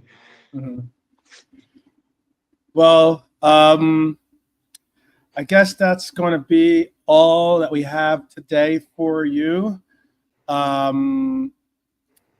It's looks like it's going to be end of today's show, but we'll have another show lined up for you tomorrow. I'm sure there's going to be a lot more talk as we get closer and closer to game day once again in the weekend. But there is a piece that I'm going to be doing tomorrow. I wanted to do it. I was going to do. It's going to be probably a recorded piece, so it'll be this is going to be like a solo spotlight on something that I thought we would maybe speak on. But from Trent to Shaq, from future captains to past glories, we covered it all today. Let me know in the comments what you think about who should be our next vice captain. Are you disappointed by the post-title drop-off, possibly? And should Lucho stay? Should he stay? I don't know. Actually, did you want to have a quick comment on that, Milante? I don't think you got to give your thoughts on that Lucho news. That apparently he's looking. That Lucho has committed himself to wanting to be a part of the future, Liverpool future. Did you want to comment real quick? We're at the 2-hour mark. But we have time. No? Yes, no? Okay, maybe he doesn't. Okay, well, remember, being a Red isn't about picking and choosing when you care. It's every match, every moment, every badge, every kit that you put on has to mean something, and it certainly does for all of us. Hit the like, smash the subscribe, but hit the like button or smash the subscribe button. I don't even know how it goes. I rarely say that stuff, but we'll all see you in the next one. I wanted to leave you with a moment of Zen. This is for Pops. He'll enjoy this one especially. So let me get this one for you. And here's your little moment of Zen, my people. Oh,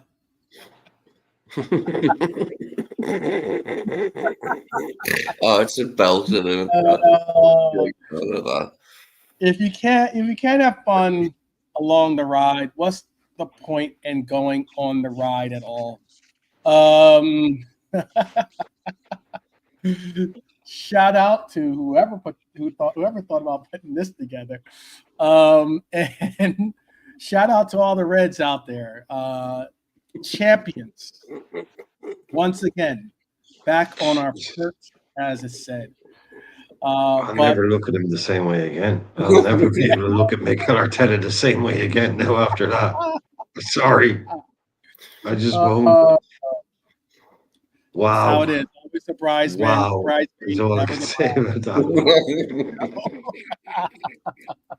Well, all I can say is at least they gave him a decent front two, shall we say.